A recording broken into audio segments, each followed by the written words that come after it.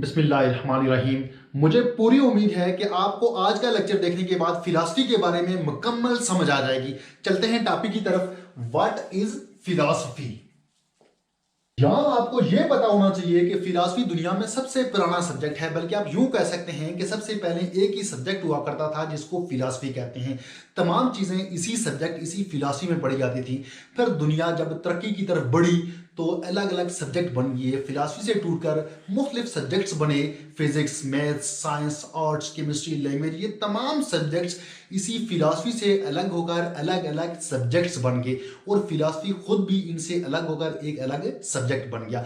Philosophy को जानने के लिए हमें यह पता होना चाहिए what is science and what is arts.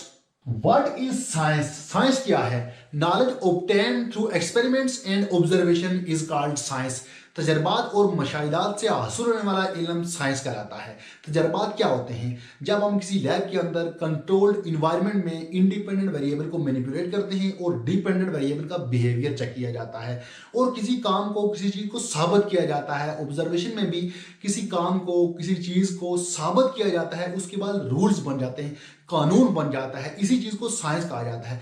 मुख्तसर अंदाज में हम यूं कह सकते हैं कि वो इल्म जो तजर्बात और मशाहिदात के जरिए हासिल हो उसको साइंस कहा जाता है। ये आ गया साइंस। आर्ट्स क्या है? What is arts?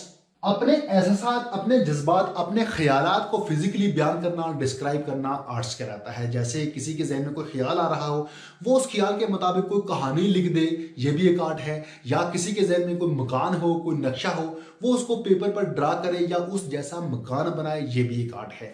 इसी तरह राइटिंग भी एक आर्ट है, पोइट्री भी एक आर्ट है, पेंटिंग भी एक आर्ट है। ये तमाम चीजें आर्ट्स में आती हैं। ये आ गया आर्ट्स। अब हम चलते हैं अपने टॉपिक की तरफ। What is philosophy? फिलॉसफी क्या है? फिलॉसफी का सबसे बड़ा क्वेश्चन व्हाट इज यूनिवर्स, कायनात क्या है। ऐसे सवालात जिनका जवाब ना साइंस दे सके ना आर्ट्स दे सके, उनका जवाब हमें जो चीज दे उसको फिलॉसफी कहा जाता है। अच्छा, वो किस तरह के सवालात हैं? कायनात क्या है? कायनात को बनाने का मकसद क्या था? इंसान का इस दुनिया में आने का मकसद क्या है? नेकी क्या है? सच क्या है? झूठ क्या है? ये ऐसे सवाल हैं कि इनका जवाब ना साइंस के पास है और ना ही आर्ट्स के पास है। इनके जवाब हमें फिलॉसफी में मिलते हैं। ये आ गई फिलॉसफी की डेफिनेशन। मुख्तलिफ फिलॉसफरों के नज़दीक इन सवालात के जवाबात मुख्तलिफ हो सकते हैं। मार्ज स्टाइल ऑफ फिलॉसफी, फिर उसके बाद एरियाज या branches of philosophy. Style of philosophy तीन हैं: speculative philosophy, prescriptive philosophy and analytical philosophy. और इसी तरह ब्रांचेस इसकी बहुत सारी हैं। जो तीन बड़ी ब्रांचेस हैं वो है एक्सियोलॉजी, एपिस्टेमोलॉजी, मेटाफिजिक्स।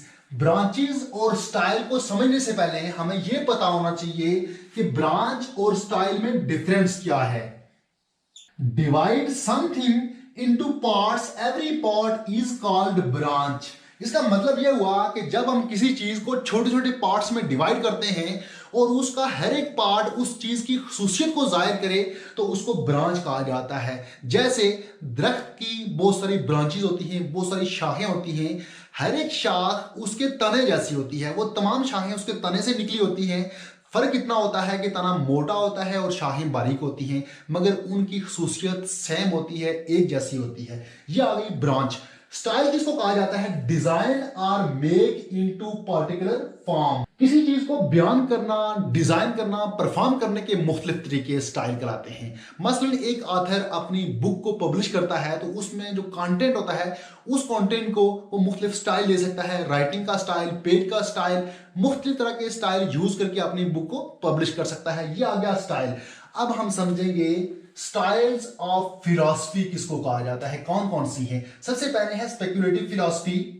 स्पेकुलेट का मतलब है सोचना, फिक्र करना, गौर करना वगैरह। यहां इसका मतलब जो इस्तेमाल होगा वो ये है डेवलपमेंट ऑफ थ्योरीज, यानी थ्योरीज को डेवलप करना, purpose of man, society, universe, personality वगैरह। आसान अल्फाज में हम यूं कह सकते हैं कि फिलॉसफी के जो क्वेश्चन हैं, कायनात का मकसद क्या है, इंसान का इस दुनिया में आने का मकसद क्या है, जो जो फिलॉसफी के क्वेश्चन हैं उन सवालात के बारे में कोई नई थ्योरी डेवलप करना, ये किस में आता है? स्पेकुलेटिव स्टाइल ऑफ फिलॉसफी में आता है। इसके बाद है prescriptive philosophy. It evaluates social values, good और बैड एटीट्यूड एटसेट्रा।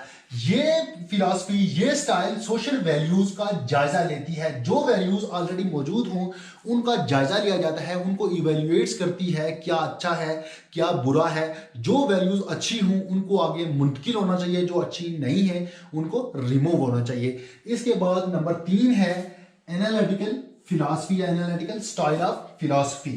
प्लाटो इस फिलॉसफी का क्रिएटर है। एनालिटिकल का ओरिजिन वर्ड एनालिसिस है, जिसका मतलब है तज्जिया करना, किसी चीज को तोड़कर उसके पार्ट्स में डिवाइड करके एक्सप्लेन करना। It explain the whole word with the help of parts, यानी कि किसी चीज को इस तरह से बयान करना कि उसके पार्ट्स में डिवाइड किया जाए फिर उसको एक्सप्लेन किया जाए। जैसे जब आप किसी मोबाइल के बारे में किसी को बताते हैं तो उसके पार्ट्स में डिवाइड करते हैं पहले, कि इसकी रॉम इतनी है, इसकी रैम इतनी है, इसका कैमरा इतना है। यानी जब उसका आप तज्जिया करते हैं तो उसको पार्ट्स में डिवाइड करते हैं फिर उसको एक्सप्लेन करते हैं। इस फिलॉसफी में भी ऐसे ही है कि किसी चीज को उसके पार्ट्स में डिवाइड किया जाता है और डिवाइड करने के बाद उसको एक्सप्लेन किया जाता है। इसके बाद हम डिस्कस करेंगे एरियाज या ब्रांचेस ऑफ फिलॉसफी, जिसमें 3 हैं, एक्सियोलॉजी, एपिस्टेमोलॉजी एंड मेटाफिजिक्स। इनको हम वन बाय वन डिस्कस करेंगे। टॉपिक है एक्सियोलॉजी। एक्सियोलॉजी की जो डेफिनेशन है वो ये है कि axiology is the study of values, valuation and the kind of things that are valuable. और इसका एक और नाम भी है जिसको कहा जाता है मॉरल फिलॉसफी। मॉरल फिलॉसफी भी कहा जाता है एक्सियोलॉजी की। अब एक्सियोलॉजी जो है इसमें हम क्या स्टडी करते हैं? इसमें हम स्टडी करते हैं वैल्यूज की स्टडी करते हैं। कौन सी study? Kind of values, science of values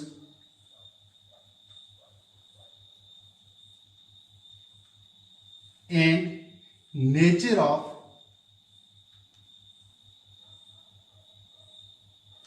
values, theory of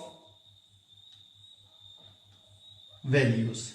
यानी इस चीज की स्टडी हमने कहां पे करनी है? हमने फिलॉसफी की इस ब्रांच में करनी है, एक्सियोलॉजी में।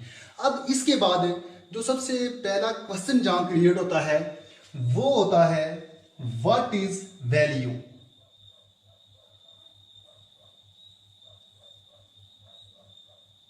मतलब हम किस चीज की स्टडी करेंगे, हम किसको वैल्यू कहेंगे, वो हमने देखना है। यहां सबसे जो पहला क्वेश्चन है व्हाट इज वैल्यू। चूंकि हमने इस फिलॉसफी में वैल्यूज की स्टडी करनी है तो हमें वैल्यूज के बारे में पता होना चाहिए कि वैल्यूज कौन सी हैं, क्या चीजें हैं जिनको हम वैल्यूज कहते हैं।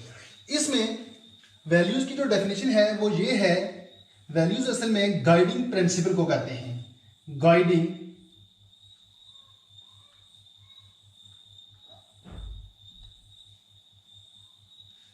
प्रिंसिपल्स, जो ऐसे प्रिंसिपल, ऐसे असूल जिनके तहत हम अपनी लाइफ गुजारते हैं।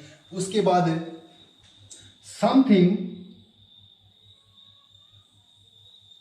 Which has respect,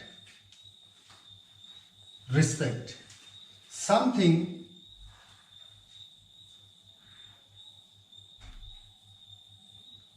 which has price, something which is precious, तो उनको हम कहेंगे वैल्यूज। अब इसके बाद कुछ चीजें हमें गाइड करती हैं, हमें हेल्प करती हैं और डायरेक्शन बताती हैं कि आपने लाइफ कैसे गुजारनी है, आपने माशरे में किस तरह रहना है। और उन असूलों को, उन कवानीन को फॉलो करते हुए हम लाइफ गुजारते हैं। और उसके बाद हमारी जो पर्सनैलिटी है वो भी डेवलप होती है उन कवानीन को फॉलो करते हुए। इसके बाद अगर मैं आसान अल्फाज में वैल्यूज़ को एक्सप्लेन करूँ तो वो ये है कि हमें माशरे में, हमें सोसाइटी में एडजस्ट होने के लिए जो चीज़ें हेल्प करती हैं उनको हम कहते हैं वैल्यूज़। एक्सियोलॉजी को मज़ीद 2 हिस्सों में डिवाइड किया गया है। इसकी 2 टाइप्स हैं, उनको देख लेते हैं कि इसकी कौन कौन सी टाइप्स हैं। टाइप्स, एक का नाम है एथिक्स,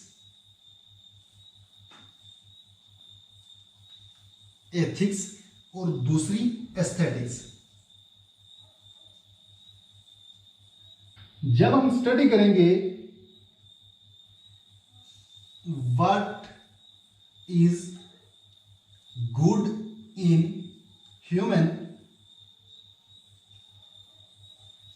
एक्शन, ह्यूमन एक्शन की बात करेंगे, इसमें क्या बुरा है, what whether it is bad, whether it is good.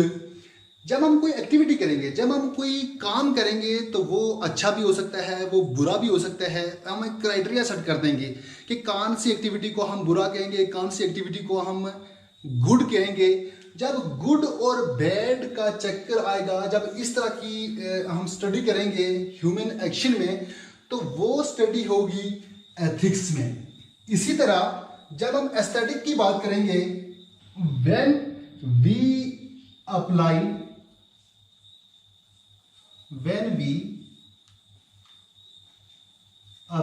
this criteria on objects, जब यही वाला क्राइटेरिया हम ऑब्जेक्ट्स पे अप्लाई करेंगे, यहां ह्यूमन के एक्शन पे अप्लाई हो रहा था, तो उसको हम कहते हैं एथिक्स। जब यही चीज हम ऑब्जेक्ट्स पे अप्लाई करेंगे तो वहां गुड और बैड नहीं कहेंगे, बल्कि वहां क्या कहेंगे, वहां हम कहेंगे ब्यूटी, वहां हम कहेंगे अगली। हम स्टडी करेंगे व्हेन वी स्टडी ब्यूटीनेस,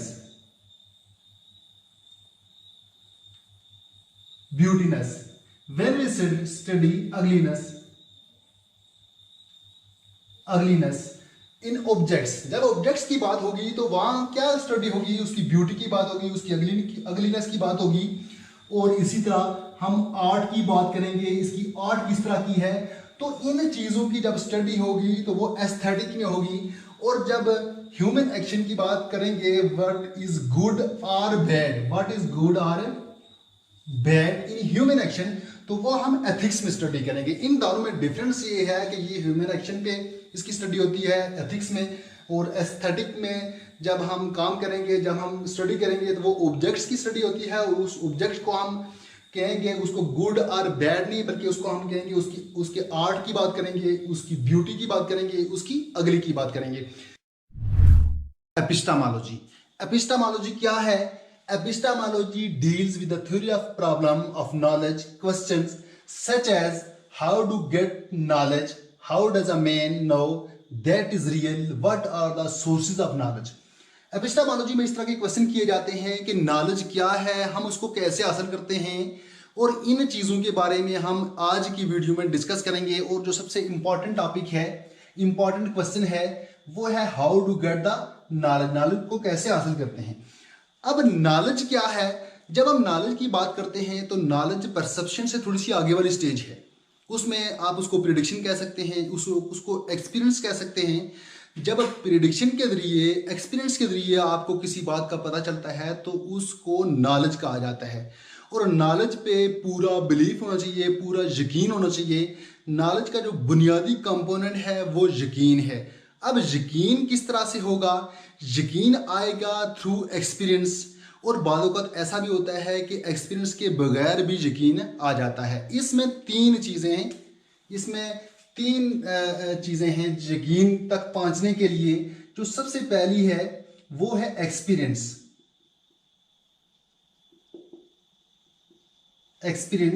दूसरा है जस्टिफाई, और तीसरा है बिलीव, या फिर उर्दू में आप इसको कह सकते हैं यकीन। अगर किसी चीज के बारे में आपके पास तीन चीजें हों, एक्सपीरियंस भी हो, जस्टिफाई भी कर सकते हो उसको, बिलीफ यानी यकीन भी हो, तो आप उस चीज को डिस्क्राइब भी कर सकते हैं, उसको प्रिडिक्ट भी कर सकते हैं। और हम कह सकते हैं कि आपको उस चीज के बारे में नॉलेज है। कौन सी चीज के बारे में? जिसके बारे में आपके पास एक्सपीरियंस भी है, जस्टिफाई भी कर रहे हैं और उसको बिलीव भी कर रहे हैं, तो हम इजीली कह सकते हैं कि आपको उस चीज के बारे में आपका नॉलेज है। अब नॉलेज की एक और डेफिनेशन है, या फिर नॉलेज को हम कह सकते हैं नॉलेज की एक और कंडीशन है। वो क्या कंडीशन है कि नॉलेज का ट्रुथ के साथ क्या रिलेशन है, ट्रुथ और नॉलेज का आपस में क्या ताल्लुक है। नॉलेज की इस तरह डेफिनेशन है जिसमें 3 कंपोनेंट हैं, 3 एलिमेंट हैं। सबसे जो पहला एलिमेंट है वो है जस्टिफिकेशन,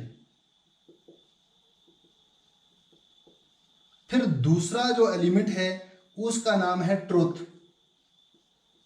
फिर तीसरा बिलीफ और यकीन।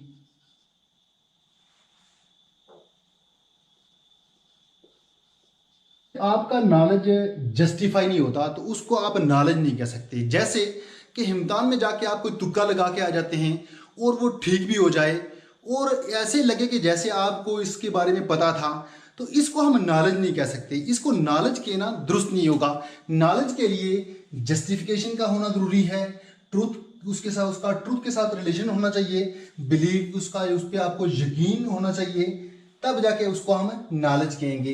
एपिस्टेमोलॉजी की ये शॉर्ट सी वीडियो थी जिसमें हमने ये डिस्कस किया कि how to get the knowledge, कि नॉलेज को कैसे हासिल किया जा सकता है, नॉलेज क्या है। मेटाफिजिक्स अगर हम इंटरनेट पे सर्च करें तो मुख्तलिफ तरह की डेफिनेशंस आती हैं और वहां से मैंने भी एक डेफिनेशन उठा के यहाँ लिख दी। Metaphysics is the branch of philosophy that examines the fundamental nature of reality, including the relationship between mind and matter, between substance and attributes, etc. इसी तरह की मुख्तलिफ तरह की डेफिनेशंस आती हैं और स्टूडेंट्स को अक्सर समझ नहीं आती कि ये क्या लिखा हुआ है और इसको समझने से वो कासर होते हैं।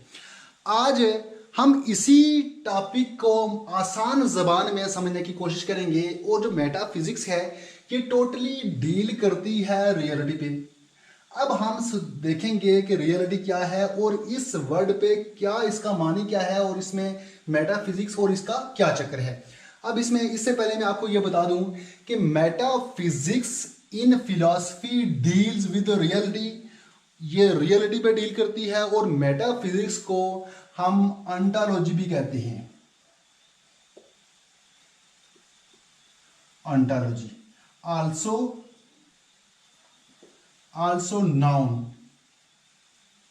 as ontology, इसको ऑन्टोलॉजी भी कहा जाता है। अब इस बात को समझने के लिए मैं शॉर्ट सी तमहीद बांधूंगा। वो इल्म जो गायब के लिए जड़ पकड़ता है, असल में वो आपके शऊरी लेवल का रिजल्ट होता है। ये क्या होता है कि आपने देखा होगा कि बाद वक़्त ऐसा होता है कि मुख्तलिफ सेंट या फिर कोई ऐसे लोग अपनी रूहानी कुव्वत के ज़रिए, रूहानी ताकत के ज़रिए कोई बात बताते हैं कि फ़लाँ दिन कल ये होने वाला है और कल बारिश होगी या फिर कल इस तरह का कोई हादसा होगा। इस तरह की जो छोटी छोटी बातें हैं ये जो लोग बताते हैं ये उनके शऊरी लेवल का रिजल्ट होता है। अब इसमें क्या होता है, ये किस तरह होता है, ये होता है ऑब्जर्वेबल टू नॉन ऑब्जर्वेबल, फिर इसी तरह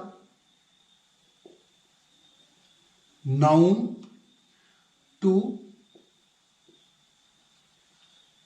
अननाउन। अब क्या है, मैं आपको एक एग्जांपल दूं कि मैं कहता हूं कि फर्ज किया हमारे सामने एक चश्मा, एक पहाड़ के ऊपर से एक चश्मा नीचे बह रहा है, एक आबशार नीचे आ रही है। उस आबशार को देख के मैं कोई बात बताऊं कि ये जो आबशार आ रही है इसके पीछे एक तालाब होगा, या फिर मैं कोई कहूं कि ये जो आबशार आ रही है पीछे एक बहुत बड़ा चश्मा होगा, उस चश्मे की वजह से ये आबशार आ रही है। हालांकि वो चश्मा मुझे उसका कोई पता नहीं, वो मालूम नहीं है। जो आबशार है वो क्या है, वो ऑब्जर्वेबल है।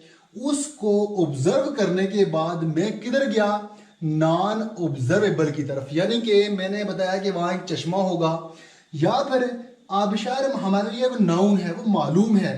उस नाउन को लेके हम अननाउन की तरफ कोई बात बताना, कोई अननाउन चीज़ बताना कि इसके पीछे ये रीज़न होगा।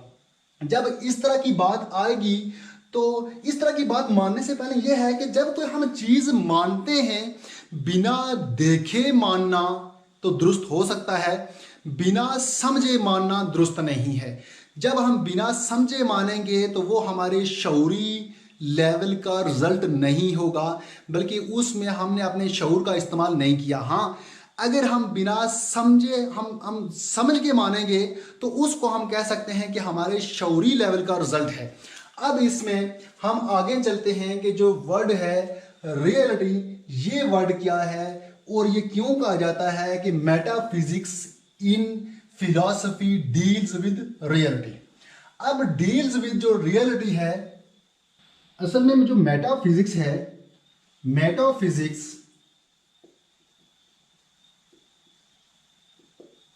physics is concerned with mind, soul and absence of reality. अब metaphysics is concern with mind, soul and absence of reality. इसका मतलब ये है कि जब हम अपने शऊर का इस्तेमाल करते हुए कोई बात बताते हैं कि ये इस तरह से होगा, उसमें कोई वो चीज़ ऑब्जर्वेबल नहीं होती, कोई चीज़ वो नाउन नहीं होती, हम जस्ट बताते हैं। बाद वक्त ऐसा होता है कि बहुत सारी चीज़ें ऐसी हैं जहाँ साइंस जाके बिल्कुल फेल हो जाती है। मसलन कायनात के बनने का मकसद क्या था, हमारे इस कायनात में हमारा आने का क्या मकसद है, साइंस टोटली ये बात बताने से कासर है। और इन सवालात के जवाबात जब दिए जाते हैं, अगर कोई साइंटिस्ट भी अगर इनके जवाबात अपने खुद से दे तो उसके जो जवाबात होंगे, जो उसके आंसर होंगे, वो किसी लेवल पे तस्लीम नहीं होते। क्यों? कि उनका कोई प्रूफ नहीं होता, वो कोई वो कहीं भी वो उनका साइंस उसको साबित नहीं कर सकती। जब उसको साबित नहीं कर सकती तो उसमें क्या होता है कि उन सवालात के जो जवाब हैं वहाँ ये चीज़ देखी जाती है कि यहाँ रियलिटी कितनी एग्जिस्ट करती है। यहाँ इन जो आंसर प्रोवाइड किए गए हैं कि कायनात के बनने का, बनाने का मकसद क्या था, हमारा इस दुनिया में आने का क्या मकसद था। जब ये बातें इसमें रियलिटी को चेक किया जाता है कि इसमें रियलिटी कहाँ एग्जिस्ट करती है, कितनी एग्जिस्ट करती है, तो उस चीज़ का नाम है metaphysics.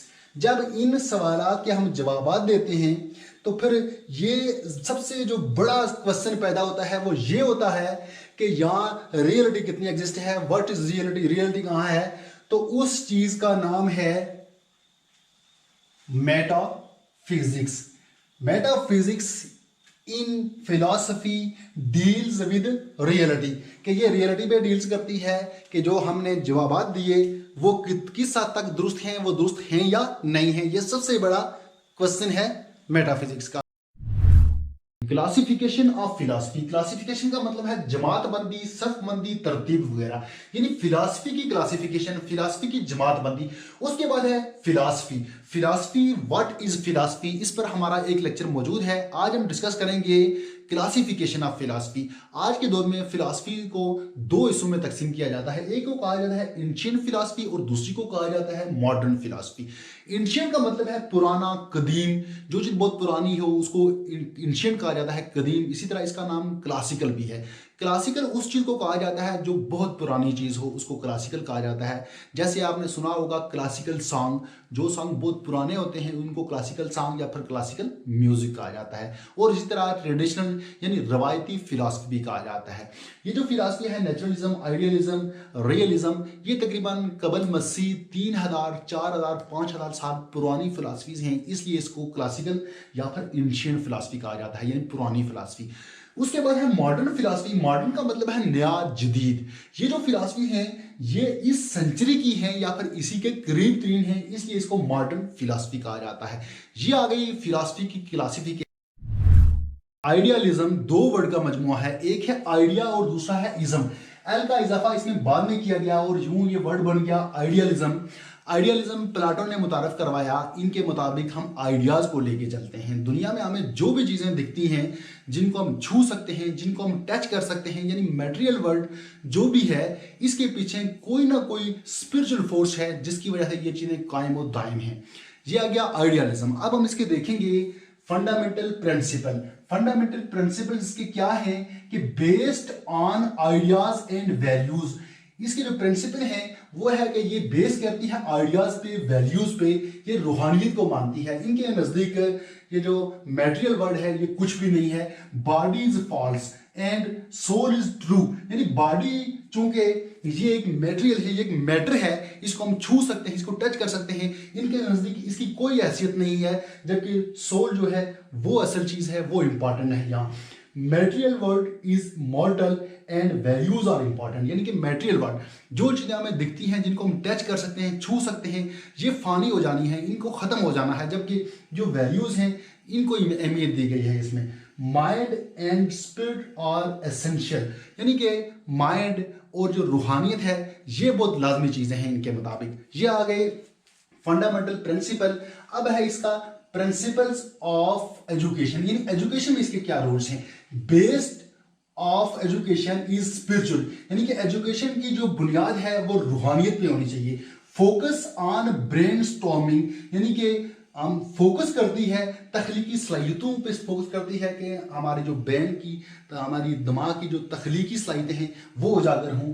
Give importance to teacher and curriculum, यानी कि टीचर और करिकुलम को ये फिलॉसफी बहुत इंपॉर्टेंस देती है, उसको अहमियत देती है। इसके बाद है करिकुलम। करिकुलम में क्या आता है, based on ethics, religion, logic, literature, gymnastic and geography. Ideas के मुताबिक करिकुलम को डेवलप होना चाहिए, उसमें तारीख, उसमें माहिर-ए-इल्म, उसमें साइंस, उसमें ये तमाम चीजें उसमें होनी चाहिए। इसके बाद आता है मेथड्स ऑफ टीचिंग। इसमें किसी एक मेथड को इस्तेमाल नहीं किया जाता बल्कि सब मेथड को इस्तेमाल किया जाता है। इसमें question answer method, conservation method, इसी तरह dialogue, lecture, book study method, इसमें बहुत सारे मेथड यूज किए जाते हैं। इसके बाद आता है टीचर रोल। टीचर का क्या रोल होता है इस फिलॉसफी में? टीचर को बहुत अहमियत दी गई है इस फिलॉसफी में। वो डोमिनेट होता है, बल्कि डोमिनेट ही नहीं बल्कि को वर्कर होता है, स्टूडेंट के साथ मिलकर काम करता है। इसके बाद आता है डिसिप्लिन। इस फिलॉसफी में का डिसिप्लिन किस तरह का होता है? डिसिप्लिन हर कीमत पर नाफिज होना चाहिए, आजादी एक हद तक होनी चाहिए, बेलगाम आजादी नहीं होनी चाहिए। टीचर अपने पर खुद पर लागू करे, उसके बाद अपनी शख्सियत इस तरह की बनाए कि बच्चे उसकी पैरवी करें। इसके बाद आता है एक्सपोनेंट। प्लाटो इसका सबसे बड़ा एक्सपोनेंट है। इसके बाद सुकरात, फ्रोबल, कांट एटसेट्रा, ये लोग भी इसको मानने वाले हैं, ये भी इस फिलॉसफी से एग्री करते हैं। आइडियलिज्म नेचुरलिज्म से टोटली मुख्तलिफ है, ये इसके बरक्स है। नेचुरलिज्म में क्या था कि नेचुरलिज्म उन चीजों पे बिलीव करती थी जो हमें दिखती हैं, जो भी नेचर है, यानी मटेरियल वर्ल्ड पे वो यकीन रखती है। जबकि आइडियलिज्म में क्या है, आइडियलिज्म का मानना है कि जो भी नेचर है, जो भी चीजें वजूद रखती हैं, इनके पीछे कोई ना कोई ऐसी फोर्स है जिसकी वजह से ये चीजें कायम हैं, यानी ये रूहानियत पे यकीन रखती है। है रियलिज्म। ये फिलॉसफी हकीकत पर बात करती है, रियल थिंग्स पर बात करती है और प्रेगमेटिज्म से मिलती जुलती फिलॉसफी है। अरिस्टोटल आइडियलिज्म को बिल्कुल नहीं मानते थे। एक सदी पहले इन्होंने अपने उस्ताद प्लाटो से बगावत की और रियलिज्म को डेवलप किया, इसलिए इनको फादर ऑफ रियलिज्म कहा जाता है। अब देखते हैं कि इसके फंडामेंटल प्रिंसिपल्स कौन से हैं। अगेंस्ट आइडियलिज्म, यानी आइडियलिज्म वो रूहानियत पे बात करती है, वो रियल थिंग्स पे बात नहीं करती। ये फिलॉसफी उसके टोटली अगेंस्ट है, ये उन चीजों पे बात करती है बेस्ड ऑन रियल थिंग्स, जो रियल हूं, मटेरियल हूं, यानी रियल थिंग्स पे बात करती है, ये रूहानियत पे बात नहीं करती। बुकिश नॉलेज, किताबी मुताले पर ये बहुत ज्यादा जोर देती है। Favour of travelling, observation and experiment, सफर करना, ऑब्जर्वेशन, तजर्बात, इन चीजों पर ये बहुत ज्यादा फोर्स करती है, जोर देती है। चेंज विद टाइम, यानी वक्त के मुताबिक चेंज होना चाहिए। Focus on behaviour and experiment, behaviour, रवैये और तजर्बात पर ये बहुत ज़्यादा फोकस करती है। Education is always based on science, तालीम की बुनियाद हमेशा साइंस पर होनी चाहिए, इसके अलावा किसी चीज़ पर उसकी बेस नहीं होनी चाहिए, यानी तालीम की बुनियाद साइंस पर होनी चाहिए। ये आगे fundamental principles. AIIMS of education क्या है? Aims of education prepare the child for future life, बच्चे को इस तरह से तैयार किया जाए कि वो अपनी आने वाली जिंदगी में अपने जितने भी उसे मसाइल पेश आए उनको आसानी से हल कर सके। Focus on mental and physical development of child, यानी बच्चे की मेंटल जो उसकी डेवलपमेंट है, उसकी जहनी, दिमागी, सोशल, फिजिकल, इन तमाम चीज़ों पे फोकस करती है कि बच्चा हर तरह से तैयार हो, उनकी मेंटल जो उसकी डेवलपमेंट है वो लाजमी हो, और इस तरह फिजिकल, वो जिस्मानी, उसकी सेहत भी बहुत अच्छी होनी चाहिए। Prepare the child for happy life, बच्चे को इस तरह से तैयार करें कि वो आने वाली जिंदगी में एक अच्छी जिंदगी गुजार सके, खुशगवार जिंदगी गुजार सके। Give professional education and its importance, यानी उसको प्रोफेशनल एजुकेशन दी जाए। प्रोफेशनल एजुकेशन क्या होती है कि जिसको इस्तेमाल करने के बाद वो अपनी जिंदगी में आसानियां पैदा करे, वो अपनी जिंदगी उसकी हैप्पी लाइफ बन जाए, उसको प्रोफेशनल एजुकेशन दी जाए और उसकी इंपॉर्टेंस, उसकी अहमियत उसको बताई जाए। इसके बाद आता है करिकुलम। करिकुलम क्या है? Physical world. इसमें वो चीजें हैं जो फिजिकल वर्ड यानी कि फिजिकल हूं, रूहानियत पे मबनी सब्जेक्ट्स ना हो। साइंस है, मैथ्स है, यानी मैथ्स के बगैर साइंस मुमकिन नहीं है। इसी तरह एक्टिविटी ऑन डेली बेस पे एक्टिविटी होनी चाहिए। वो चीजें, वो एक्टिविटी होनी चाहिए जो निसाब में शामिल हो। करेक्टर बिल्डिंग यानी कि किरदार साजी होनी चाहिए। इसके बाद आता है टीचिंग मेथड्स। इस फिलॉसफी में टीचर स्टूडेंट्स पर फोर्स नहीं करता बल्कि एक आजाद और खुशगवार माहौल मुहैया करता है जहां स्टूडेंट्स अपनी मर्जी से काम करते हैं, अपनी मर्जी से फैसले कर सकते हैं। यहाँ कौन कौन से मेथड इस्तेमाल होते हैं? इंडक्टिव मेथड, वो मेथड जहां डिस्कवरी लर्निंग हो। इसी तरह हेरिस्टिक का मतलब है डिस्कवर करना। एक्सपेरिमेंटल मेथड, एक्सपेरिमेंटल मेथड कौन से होते हैं? जहाँ तजुर्बात होते हैं, यहाँ साइंस यूज होती है, जहाँ मैथ्स यूज होता है। ये वाले मेथड इस फिलॉसफी में यूज किए जाते हैं। इसके बाद आता है टीचिंग रोल। टीचिंग रोल क्या है? टीचर इज डोमिनेंट, यहाँ टीचर डोमिनेंट होता है। टीचर टीच मेटेरियल थिंग्स, यानी टीचर उन चीजों को पढ़ाता है, उन चीजों को सिखाने की कोशिश करता है जो रूहानी ना हो, जो मेटेरियल हो, ये मैटर हो, जिनको हम टच कर सकते हैं, जिनको हम छू सकते हैं, वो चीजें जिन पर तजर्बात हो सकती हैं, जिनकी इन्वेस्टिगेशन हो सके, वो चीजें टीचर टीच करता है, सिखाने की कोशिश करता है। इसके बाद आता है एक्सपोनेंट। इसको किसने पेश किया? एक्सपोनेंट इसका कौन सा है? सबसे बड़ा जो एक्सपोनेंट है वो अरिस्टोटल है, जिसको फादर ऑफ रियलिज्म कहा जाता है। और बर्टन रसल भी इस फिलॉसफी को मानने वाले हैं। मुंशी प्रेमचंद भी इस फिलॉसफी को मानते हैं। जॉन लैक भी इस फिलॉसफी को मानते हैं। पेरानियलिज्म दो वर्ड का मजमूआ है। एक है पेरानिया जिसका मतलब है एवर लास्टिंग, और इज्म कहा जाता है एटीट्यूड, आइडिया वगैरह। इसमें वो चीजें होती हैं, वो चीजें पढ़ाई जाती हैं जो हर जमाने के लिए एक जैसी हों, किसी खास जमाने के लिए ना हो, किसी खास दौर के लिए ना हो, बल्कि हर दौर में यकसा हो। इसको ओल्डेस्ट फिलॉसफी या मोस्ट ट्रेडिशनल फिलॉसफी भी कहा जाता है। अब हम इसके फंडामेंटल प्रिंसिपल्स देखते हैं। फंडामेंटल प्रिंसिपल्स में क्या है? सबसे पहले है education must be general not specific. Education specific ना हो, ऐसी ना हो किसी खास मकसद के लिए ना हो, बल्कि जनरल हो, स्टूडेंट्स को एक से ज्यादा फील्ड के लिए तैयार किया जाए। Education must be prepare for life. Education इस तरह की हो कि आने वाली लाइफ के में जो प्रॉब्लम्स पेश आए, जो मसाइल पेश आए, उनको आसानी से हल किया जा सके। स्टडी ऑफ ग्रेट बुक्स, यानी अजीम किताबों का मुताला, बड़े बड़े लोगों की किताबों का मुताला, अजीम फिलासफों की किताबों का मुताला किया जाए। स्ट्रिक्ट क्लासरूम डिसिप्लिन, क्लासरूम का जो डिसिप्लिन है वो बहुत स्ट्रिक्ट है।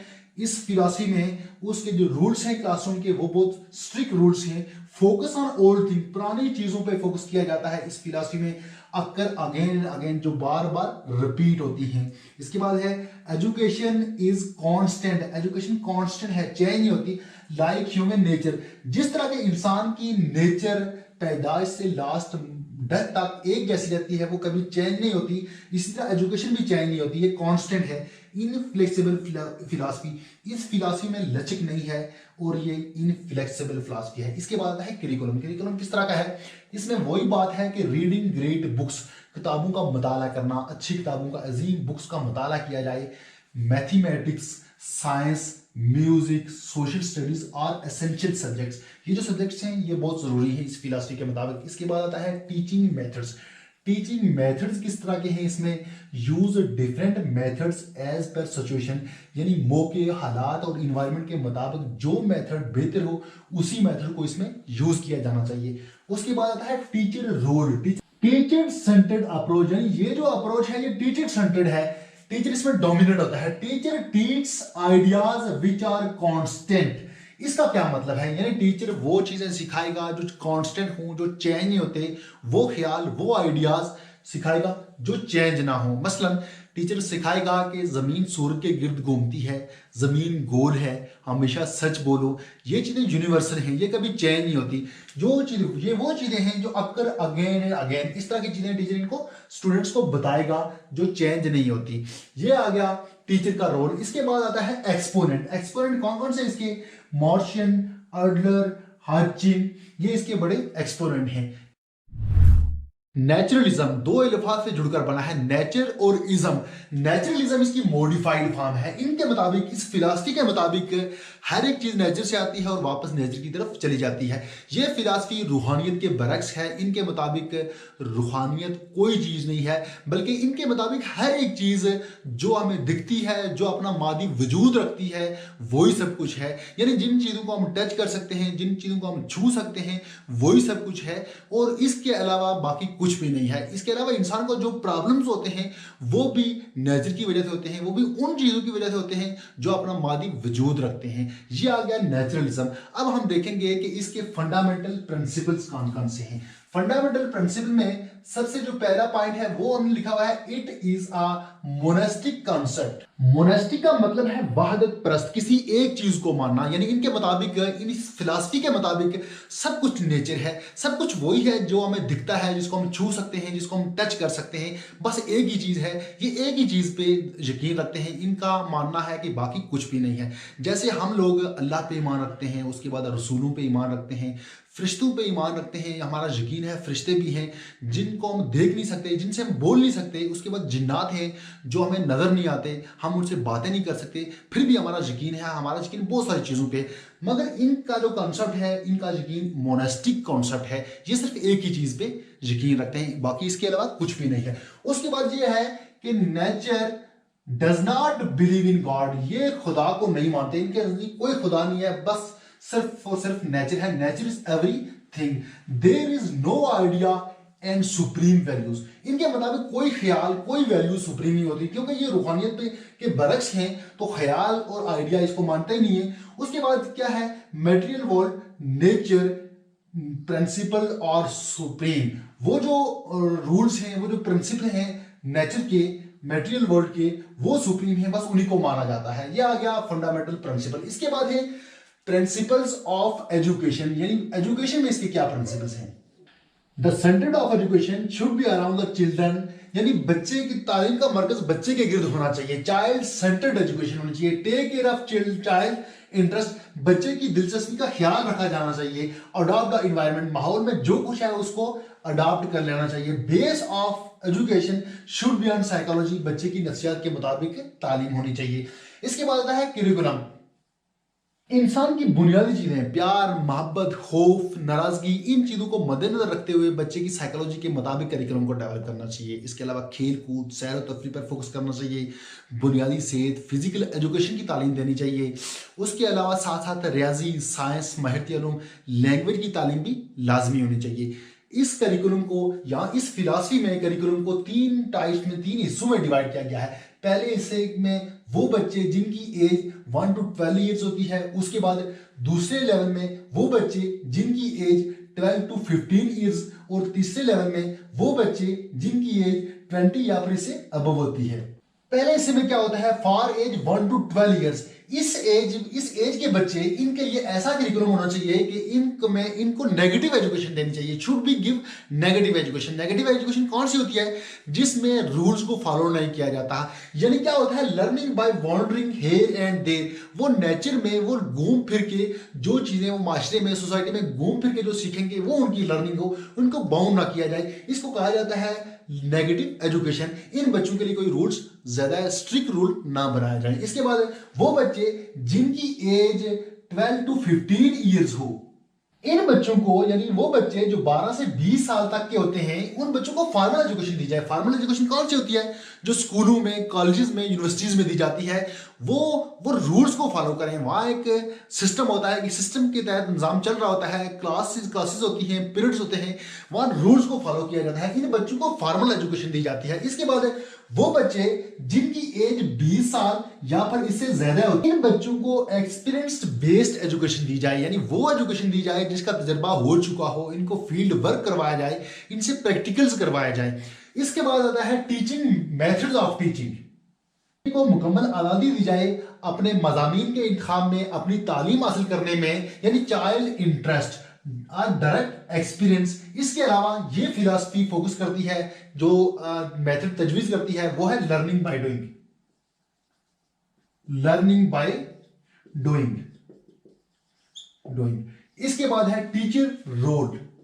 टीचर का रोल एक मैनेजर का हो, वो ऐसा इन्वायरमेंट प्रोवाइड करे, ऐसा माहौल प्रोवाइड करे जिसमें बच्चे आसानी से तालीम हासिल कर सकें। इसके बाद है एक्सपोनेंट्स, यानी इसके कौन कौन से लोग इसके मानने वाले हैं, वो लोग जिसने ये फिलॉसफी पेश की। इनमें जो सबसे बड़ा नाम है वो है रुशियो का, यानी रुशियो इसका सबसे बड़ा मानने वाला है। इसके अलावा डार्विन भी इस फिलॉसफी एग्री करते हैं, अरिस्टोटल हैं और हेले वगैरह, ये तमाम लोग इस फिलॉसफी को मानते हैं। और जो सबसे बड़ा मानने वाला है उसको कहा जाता है रुशियो। रुशियो नेचुरलिस्ट का सबसे बड़ा मानने वाला है, इसी ने इस फिलॉसफी को पेश किया।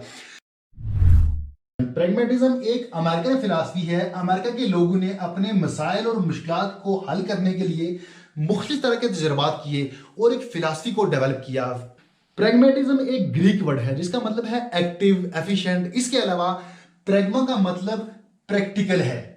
तजर्बात से हासिल होने वाला इल्म ही सच है, बाकी कुछ भी नहीं है। ये खुदा को भी नहीं मानते, सिर्फ वही सच है जो तजर्बात की रोशनी में हासिल होता है। इल्म इंसान और माहौल के मेल जोल से वजूद में आता है। ये आज के दौर की सबसे बड़ी फिलॉसफी है और हमारे ज़िंदगी में, हमारे जो निज़ाम ज़िंदगी है इसमें जो जिद्दत आ रही है, जो नई नई चीज़ें बन रही हैं, वो इसी फिलॉसफी की वजह से हो रही है। अब हम इसके देखेंगे फंडामेंटल प्रिंसिपल। इसके फंडामेंटल प्रिंसिपल में जो सबसे पहला पॉइंट हमने लिखा हुआ है वो है फेथ इन फ्लेक्सिबिलिटी।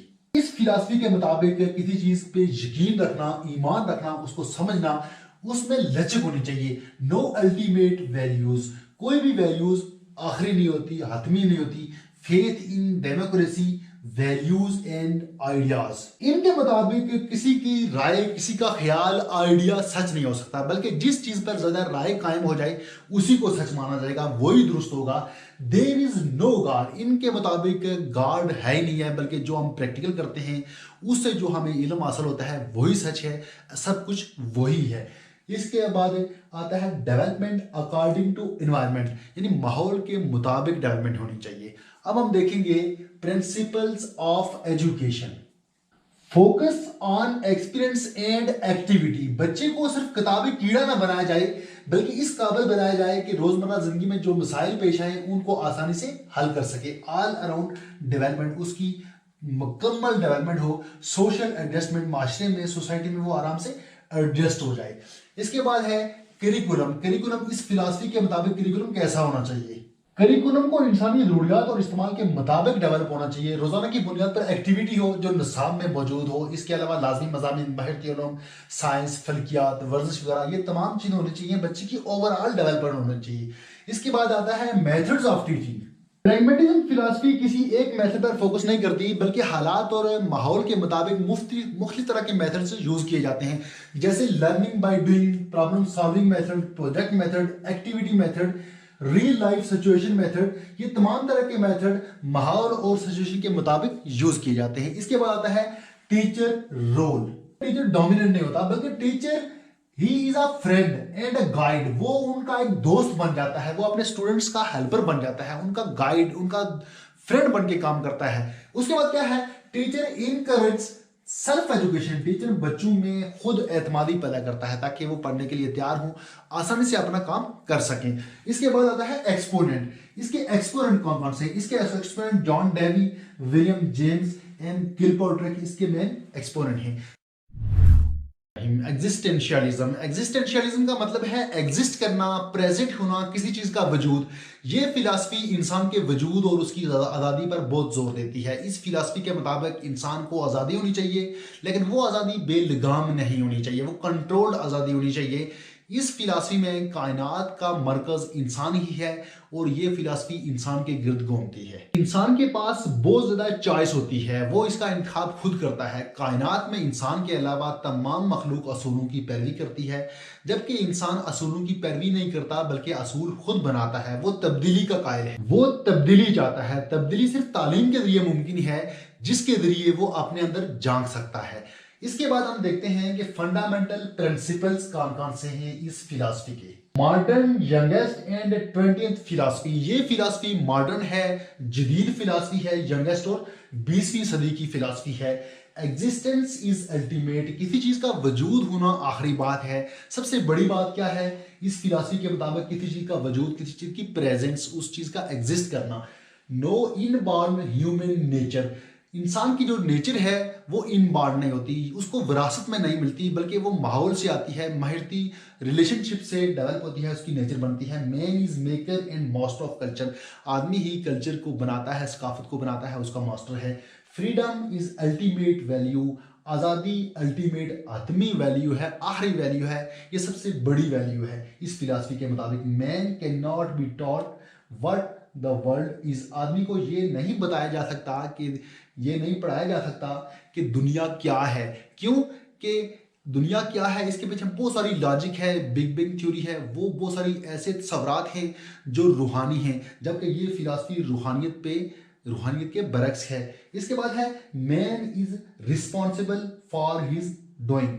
आदमी अपना जो अपने काम करता है, जो वो काम करता है, जो नहीं करता, वो सिर्फ अपनी ज़ात तक वो उसका जिम्मेदार है। बाकी जो दूसरी चीज़ें हैं उसका वो कोई जिम्मेदार नहीं है, उसके जिम्मे कोई चीज़ नहीं है, वो रिस्पॉन्सिबल नहीं है।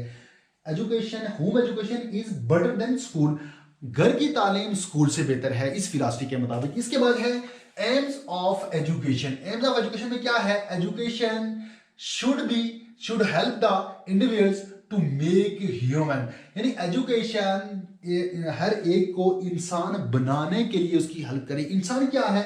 इंसान किसको कहा जाता है? इंसान का मतलब है उन्स, मोहब्बत करने वाला। यानी कि पहले वो आदमी होता है, जब वो सीख जाता है, पढ़ जाता है, उसके बाद वो इंसान बन जाता है। इस फिलॉसफी के मुताबिक इंसान को, आदमी को उसकी हेल्प करनी चाहिए इंसान बनने में। इसके बाद आता है develop the emotions and aesthetics sides of man. इंसान में इमोशंस को डेवलप किया जाए, उसके एस्थेटिक साइड्स को डेवलप किया जाए। एस्थेटिक साइड्स कौन से होते हैं? Nature of beauty, nature of taste, यानी इन चीजों को डेवलप किया जाए। फिलॉसफी ऑफ आर्ट को डेवलप किया जाए, वो सिखाई जाए वो चीजें। ये एजुकेशन, इस फिलॉसफी में एजुकेशन का मकसद है। इसके बाद है करिकुलम। करिकुलम में क्या है? It focus on individual and relationship.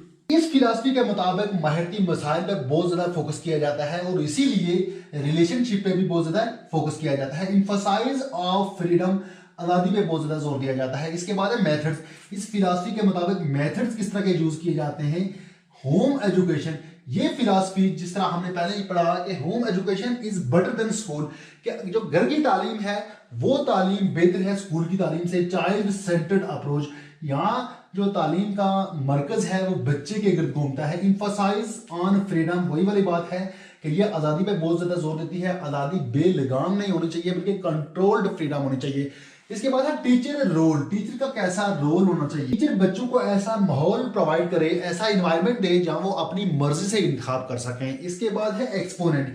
Exponent इसके कौन कौन से हैं? केकेगॉड, Jean Paul and Karl Jaspers. Essentialism, essential का मतलब है लाजमी, जरूरी वगैरह, और यहां भी इसका मतलब ऐसा ही है। ये एक अमेरिकन फिलॉसफी है, इसको 1930 से 1940 के दरमियान डेवलप किया गया। इसमें अमेरिका के लोगों की सकाफत, उनका रहन सहन, रस्म और रिवाज और कल्चर को अपनाने पर जोर दिया गया है। इस फिलॉसफी को मानने वाले पूरी दुनिया में मौजूद हैं। इसके मुताबिक स्टूडेंट्स को मुख्तलिफ तरह की एक्सरसाइज से गुजारा जाए, उनकी दिलचस्पी को ना देखा जाए, बल्कि जो मज़ामीन लाजमी हैं उनको लाजमी तौर पर पढ़ाया जाए। एसेंशियल का मतलब ही लाजमी है, यानी वो चीज़ों, ये एसेंशियलिज्म उन चीज़ों पर फोकस करती है जो लाजमी हों, जो ज़रूरी हों। इसके प्रिंसिपल्स कौन कौन से हैं? इसके फंडामेंटल प्रिंसिपल्स को अगर देखा जाए तो उसमें सबसे पहले है स्ट्रेस ऑन मेंटल डिसिप्लिन। ये फिलॉसफी मेंटल डिसिप्लिन पे बहुत फोकस करती है, बहुत जोर देती है। इसके बाद है knowledge comes from hard work. Students की मर्जी को ना देखा जाए, बल्कि उनसे हार्ड वर्क करवाया जाए ताकि वो अपने मकासद में कामयाब हो जाए। Emphasise on useful culture and skills, जो चीज़ें मुफीद हों, वो सकाफत, वो स्किल्स, वो मारतें, उन पे जोर दिया जाता है, उनको अपनाने की कोशिश की जाती है। Focus on teaching of essential, यानी कि वो चीज़ें, उन चीज़ों की टीचिंग हो, वो चीज़ें सिखाई जाएं, वो चीज़ें पढ़ाई जाएं जो मुफीद हों, जो हमारे फायदे के लिए हों। यह आगे फंडामेंटल प्रिंसिपल। इसके बाद है aims of education. Aims of education में क्या है? Teacher is authority. टीचर एक अथॉरिटी है, टीचर सुपीरियर है, टीचर फ्रेंड नहीं है। इसके बाद है job of student is to listen and learn. Students का सिर्फ यही काम है कि वो टीचर को सुने और सीखें। स्टूडेंट्स आर पैसिव, यानी स्टूडेंट्स पैसिव होते हैं। क्यों? कि टीचर एक अथॉरिटी है, उसमें स्टूडेंट्स का काम ही यही है कि वो सिर्फ सुन सकते हैं और लिसन कर सकते हैं, और वो पैसिव होते हैं या वो एक्टिव नहीं होते। इसके बाद आता है करिकुलम। करिकुलम में क्या है? Reading, writing and traditional subjects, technology वगैरह, इन चीजों की तालीम लाजमी हो, इनको लाजमी पढ़ाया जाए। इसके बाद आता है टीचिंग मेथड्स। कौन से टीचिंग मेथड्स यहाँ इस्तेमाल किए जाएं? सुक्रेटिक मेथड को इस्तेमाल कर सकते हैं, डायरेक्ट इंस्ट्रक्शन मेथड है। Other methods are used when they can be effective, यानी कि हम वो मेथड यूज कर सकते हैं जो हालात के मुताबिक, सिचुएशन के मुताबिक बेहतर हो, उनको यहाँ इस्तेमाल कर सकते हैं। इसके बाद है टीचर रोल। टीचर का क्या रोल है? टीचर सेंटर्ड अप्रोच है। हम पढ़ चुके हैं कि टीचर इज एन अथॉरिटी।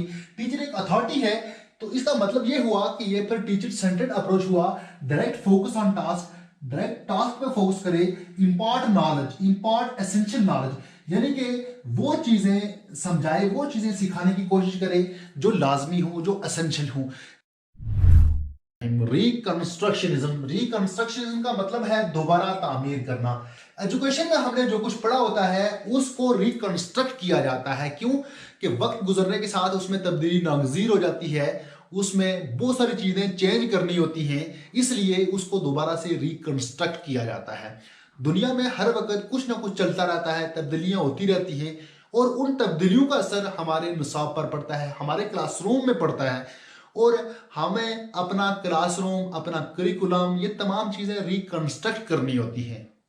इसको एक मिसाल की मदद से समझ लेते हैं। मुख्तलिफ स्कूलों से इम्तिहान पास करके जब बच्चे हाई स्कूल में जाते हैं तो वहाँ हर बच्चा मुख्तलिफ बैकग्राउंड रखता है, मुख्तलिफ तरह की सकाफत, लैंग्वेज, वो टोटली मुख्तलिफ होता है मुख्तलिफ बच्चों से। जब वो एक ही क्लास में बैठता है तो उसकी बेस मुख्तलिफ होती है। टीचर क्या करता है? टीचर उनकी बेस को रिकंस्ट्रक्ट करता है। इस फिलॉसफी के मुताबिक बच्चों को हर क्लास में उनकी बेस को रिकंस्ट्रक्ट किया जाए। अब देखते हैं कि इसके फंडामेंटल प्रिंसिपल्स कौन कौन से हैं। फंडामेंटल प्रिंसिपल्स में क्या है? सबसे पहले associated with pragmatism and essentialism, यानी इस फिलॉसफी की और प्रैग्मेटिज्म, एसेंशियलिज्म की बहुत सारी चीजें आपस में ओवरलैप करती हैं। शायद इसका curriculum, teaching method, fundamental principle, इस तरह की बहुत सारी चीजें इनकी आपस में ओवरलैप करती हैं, मैच करती हैं, एक जैसी हैं। इसके बाद है to create better society and world wide democracy. एक बेहतरीन सोसाइटी कायम की जाए, ऐसे रूल्स डेवलप किए जाएं, ऐसे आइडियाज बनाए जाएं जो पूरी दुनिया के लिए एक जैसे हों, यकसा हों। इंफसाइज ऑन डेमोक्रेसी इन्वायरमेंट, यानी ऐसा माहौल पैदा करना चाहिए जिसमें हर चीज तमाम लोगों के लिए हुकूक यकसा हो। एड्रेसिंग सोशल क्वेश्चन, ऐसे क्वेश्चन एड्रेस होने चाहिए जो सोशल प्रॉब्लम्स के सोल्यूशन के लिए हो, जो माहियती मसाइल के लिए हो। स्टूडेंट सेंटर्ड फिलॉसफी है, ये स्टूडेंट सेंटर्ड फिलॉसफी है, टीचर सेंटर्ड फिलॉसफी नहीं है। System must be change with overcome operation. इसके बाद आता है करिकुलम। करिकुलम क्या है? शुड बी यूनिवर्सल, कि ये यूनिवर्सल होना चाहिए। जब मुख्तलिफ इलाकों के बच्चे एक जगह से दूसरी जगह जाते हैं तो उनकी बेस को रिकंस्ट्रक्ट किया जाता है। उनके लिए करिकुलम भी यूनिवर्सल होना चाहिए, यानी कि उनकी लैंग्वेज, उनकी सकाफत, उनका कल्चर, इन तमाम चीज़ों को, माहिती मसाइल को मद्देनजर रखते हुए करिकुलम को डेवलप करना चाहिए। इसके बाद है टीचिंग मेथड्स। स्टूडेंट्स अपना वक्त ज्यादा से ज्यादा कम्युनिटी में गुजारें ताकि प्रॉब्लम्स को समझ सकें, प्रॉब्लम्स को सीख सकें। इसमें मुख्तलिफ मेथड यूज हो सकते हैं हालात के मुताबिक। कोऑपरेटिव लर्निंग, इसमें ये वाला मेथड यूज होता है। Critical thinking, problem solving method वगैरह इसमें यूज होते हैं। इसके एक्सपोनेंट कौन कौन से हैं? कॉन्स, फेरेरे एंड ब्रेमेल इसके मेन एक्सपोनेंट्स हैं। ये प्रोग्रेसिविज्म का मतलब है तरक्की पसंद। स्टूडेंट्स की फ्यूचर लाइफ में उनको इस तरह से तैयार करना कि वो अपने मसाइल और मुश्किलात को आसानी से हल कर सकें, बल्कि जिंदगी गुजारने का दूसरा नाम प्रोग्रेसिविज्म है। इसमें बच्चे की दिलचस्पी को मद्देनजर रखते हुए उसकी रहनुमाई की जाती है। उस्ताद एक रहनुमा के तौर पे काम करता है, जबकि हमने एसेंशियलिज्म में पढ़ा कि बच्चे की दिलचस्पी को इग्नोर किया जाता है, उसकी दिलचस्पी का ख्याल नहीं रखा जाता। जो मज़ामीन लाजमी होते हैं उनको लाजमी तौर पे पढ़ाया जाता है, जबकि यहाँ क्या है कि यहाँ बच्चे की दिलचस्पी के मुताबिक पढ़ाया जाएगा। अब हम देखते हैं इसके फंडामेंटल प्रिंसिपल्स। इसके फंडामेंटल प्रिंसिपल में सबसे पहले है teaching learners how to think, not what to think. बच्चों में तकनीकी सलाहियतें डेवलप करनी होती हैं। वो कैसे होती हैं कि उनको फ्री ऐसा माहौल दिया जाता है, उनको क्वेश्चंस के जरिए, मुख्तलिफ तरह की प्रॉब्लम्स के सॉल्यूशन के जरिए या फिर गेम्स के जरिए उनको सिखाया जाता है। उनको बाउंड नहीं किया जाता कि आपने क्या सोचना है, बल्कि उनको माहौल ऐसा बनाया जाता है कि आपने इस प्रॉब्लम का सॉल्यूशन निकालना है। जब वो सॉल्यूशन में जाएंगे तो वो मुख्तलिफ तरह से सोचना शुरू कर देते हैं। वो सोचते हुए उनमें तख्लीकी सलाहियतें डेवलप होती हैं, उनमें क्रिएटिविटी डेवलप होती है। उनको ये बाउंड नहीं किया जाता कि आपने क्या सोचना है। जब इस तरह की सिचुएशन होती है तो उनमें क्रिएटिविटी डेवलप होती है। इसके बाद का पॉइंट है cooperation between school and home. घर और स्कूल का जो तल्लुक है वो अच्छा होना चाहिए। इसके बाद है specific study of people development. बच्चों के डेवलपमेंट के लिए स्पेसिफिक स्टडी हो, मखसूस किस्म की स्टडी हो, जनरल स्टडी ना हो। Helping individuals how to solve the problem. इंफरादी तौर पे हर एक बच्चे को प्रॉब्लम के सोल्यूशन के लिए उसकी हेल्प की जाए। इसके बाद है करिकुलम। करिकुलम किस तरह का होना चाहिए? Broad curriculum. ब्रॉड करिकुलम कौन सा होता है? जो बैलेंस्ड हो, हर तरह से बैलेंस्ड हो, including art and vocational study. Vocational study क्या है? जॉब कैरियर, यानी बच्चों को जॉब कैरियर, उनके कैरियर के लिए उनको तैयार किया जाए। इंटीग्रेटेड करिकुलम क्या है? इंटीग्रेटेड भी एक बैलेंस्ड करिकुलम होता है, more than one subjects including students interest, जिसमें स्टूडेंट्स की इंटरेस्ट शामिल हो, based on daily life, daily life पे वो बेस्ड करे। इसके बाद है टीचिंग मेथड। टीचिंग मेथड में रोल प्ले है, प्रोजेक्ट मेथड है, टीचर रोल है। टीचर एक फैसिलिटेटर हो, use field trip, field trip को यूज करे, कोऑपरेटिव हो, प्रॉब्लम के सॉल्यूशन में वो कोऑपरेट करे स्टूडेंट्स के साथ, guide the students interest, students को रहनुमाई करे, उनकी दिलचस्पी में उनकी रहनुमाई करे, यूज लेबोरेटरी, वो लैब को यूज करे। ये आ गया टीचर रोल। इसके बाद है एक्सपोनेंट। इसका जो सबसे बड़ा एक्सपोनेंट है वो है जॉन डैनी। विलियम जेम्स भी इसको मानने वाले हैं, विलियम कैल्पोट्रेक भी इसको मानने वाले हैं।